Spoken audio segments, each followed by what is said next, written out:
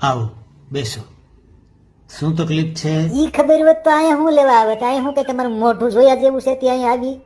ઈ ખબર હોત તો આઈથી આમાં આ ડાવરા તમે લીટા કરો છો એમ લીટા કરીને આઈથી નો આવેલા કાક મેડિકલ સ્ટોર વાળા પાસે કે લાઈ ભાઈ દવા દઈ દે. તો એ જાણવા માટે તો આપણે રિપોર્ટ કરાવવા પડશે.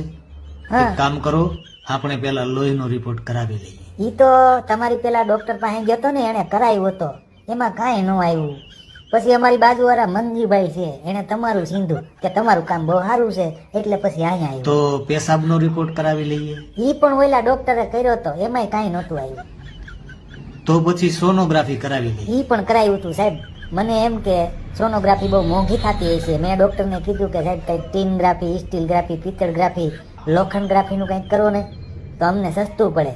પછી ખબર પડી મારું બેઠું સોનોગ્રાફીમાં એવું કાંઈ ન હોય, ખાલી પેટ ઉપર લપેડા મારીને કુકડા જેવું હોય એ ફેરવે અને એનાથી જોવાનું હોય. અને વળી પાછું મારું સારું એ ટીવીમાં દેખાય. બોલો તો સીટી સ્કેન કરાવી લઈએ. એમાં તો એવું થયું ને સાહેબ, મને કે સીટી સ્કેન કરાવીએ તો મેં તો પૂછી લીધું કે એના માટે સીટી આપણે ભેગી લેતી જ આવવી પડે. તો શું છે કુકરની સીટી ભેગી લેતા જઈએ એમ. તો પછી એક કામ કરો, અહીંયા આવ્યા છો તો બાટલો ચડાવી દઉં. ક્યાં પાછા મારે તમને એમને જવા દેવા? અને કાલ પાછા આવી શકો તો આવજો, નકર પછી પોસ્ટમોર્ટમ કરાવી લેજો.